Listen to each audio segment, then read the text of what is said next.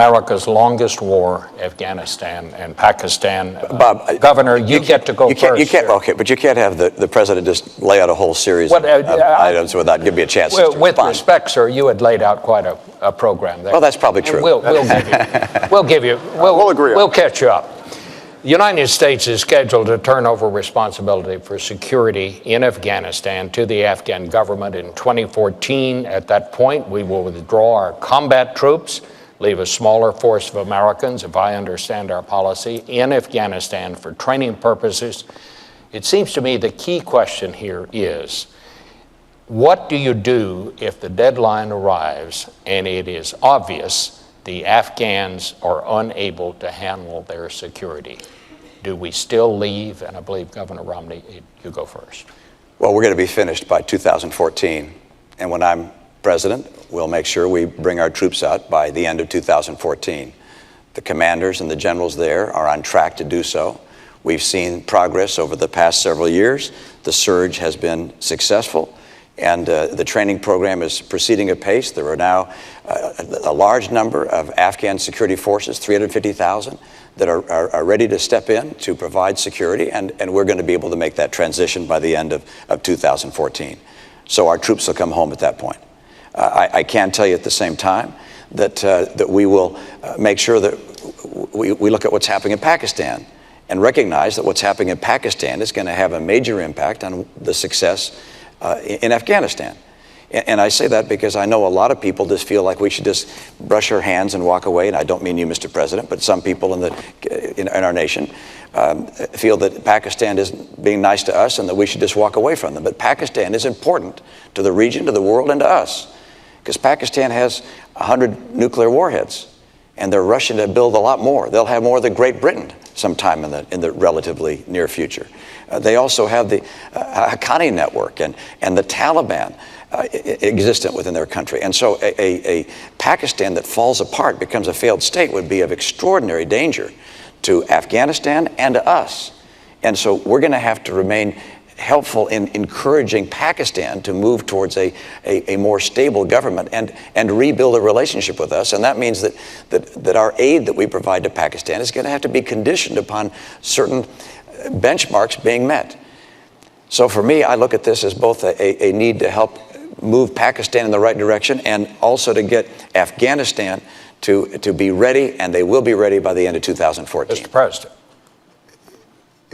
When I came into office, we were still bogged down in Iraq, and Afghanistan had been drifting for a decade. We ended the war in Iraq, refocused our attention on Afghanistan, and we did deliver a surge of troops. That was facilitated in part because we had ended the war in Iraq. And we are now in a position where we have met many of the objectives that got us there in the first place. Part of what had happened is we'd forgotten why we had gone. We went because there were people who were responsible for 3,000 American deaths. And so we decimated al-Qaeda's core leadership in the border regions between Afghanistan and Pakistan. We then started to build up Afghan forces.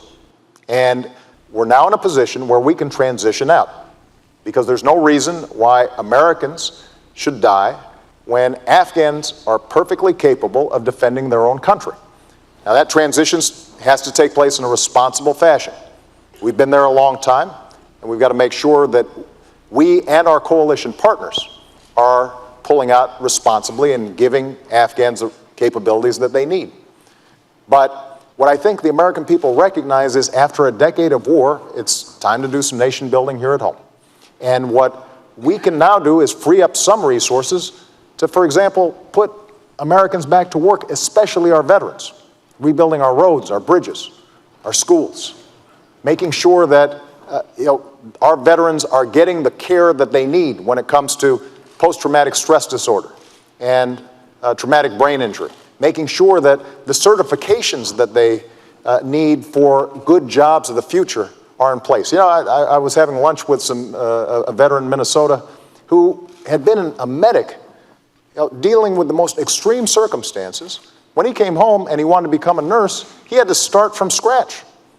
And what we've said is, let's change those certifications. The First Lady's done great work with an organization called Joining Forces, putting our veterans back to work.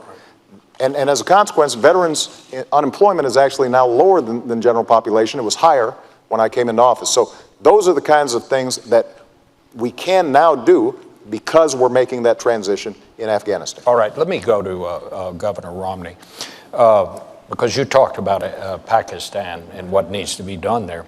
General Allen, our commander in Afghanistan, says that Americans continue to die at the hands of groups who are supported by Pakistan. We know that Pakistan has arrested the doctor who helped us catch Obama's bin Laden. It still provides safe haven for terrorists, yet we continue to give Pakistan billions of dollars. Is it time for us to divorce Pakistan? No, it's not time to divorce a nation on earth that has 100 nuclear weapons and is on the way to double that at some point. A nation that has serious threats from terrorist groups within its nation. As I indicated before, the Taliban, the Haqqani network. It's a nation that's not like others, and it does not have a civilian leadership that is calling the shots there. You've got the ISI, their intelligence organization, is probably the most powerful of three branches there. Then you have the military, and then you have the civilian government. This is a nation which, if it falls apart, if it becomes a failed state, there are nuclear weapons there. And you've got terrorists there who could grab their hands onto those nuclear weapons. This is an important part of the world for us. Pakistan is technically an ally. And they're not acting very much like an ally right now, but we have some work to do. And I don't blame the administration for the fact that the relationship with Pakistan is strained. We had to go into Pakistan. We had to go in there to get Osama bin Laden. That was the right thing to do. And that upset them, but there was obviously a great deal of anger even before that. But we're going to have to work with the people in Pakistan to try and help them move to a more responsible course than the one that they're on. And it's important for them. It's important for the nuclear weapons. It's important for the success of Afghanistan, because inside Pakistan, you have a large group of Pashtuns that are Taliban. They're going to come rushing back in to Afghanistan when we go. And that's one of the reasons the Afghan security forces have so much work to do to be able to fight against that. But it's important for us to recognize that we can't just walk away from Pakistan. But we do need to make sure that as we send support for them, that this is tied to them making progress on matters that would lead them to becoming a civil society. Let me ask you, Governor, because we know President Obama's position on this. What is your position on the use of drones? Well, I believe that we should use any and all means necessary to take out people who pose a threat to us and our friends around the world. And it's widely reported that drones are being used in drone strikes, and I support that entirely and feel the President was right to up the usage of that technology and believe that we should continue to use it to continue to go after the people who represent a threat to this nation and to our friends. Let me also note that, as I said earlier, we're going to have to do more than just going after leaders and killing bad guys. Important as that is, we're also going to have a far more effective and comprehensive strategy to help move the world away from terror and Islamic extremism. We haven't done that yet. We talk a lot about these things, but you look at the record. You look at the record of the last 4 years and say, is Iran closer to a bomb? Yes. Is the Middle East in tumult? Yes. Is Al-Qaeda on the run, on its heels? No. Are Israel and the Palestinians closer to reaching a peace agreement? No, they haven't had talks in 2 years. We have not seen the progress we need to have. And I'm convinced that with strong leadership and an effort to build a strategy based upon helping these nations reject extremism, we can see the kind of peace and prosperity the world demands. Well, keep in mind, our strategy wasn't just going after bin Laden. We've created partnerships throughout the region to deal with extremism. In Somalia, in Yemen, in Pakistan.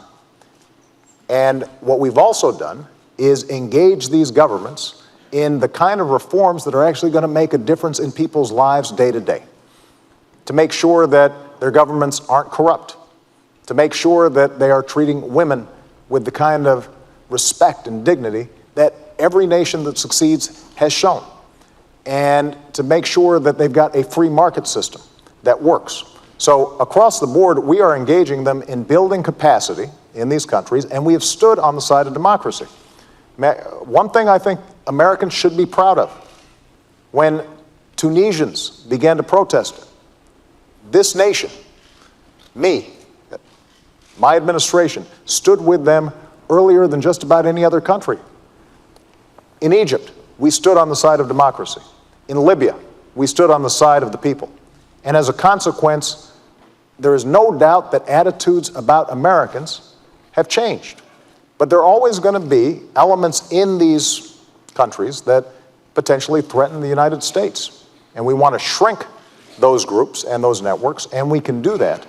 But we're always also going to have to maintain vigilance when it comes to terrorist activities. The truth, though, is that Al-Qaeda is much weaker than it was when I came into office, and they don't have the same capacities to attack the U.S. homeland and our allies as they did 4 years ago.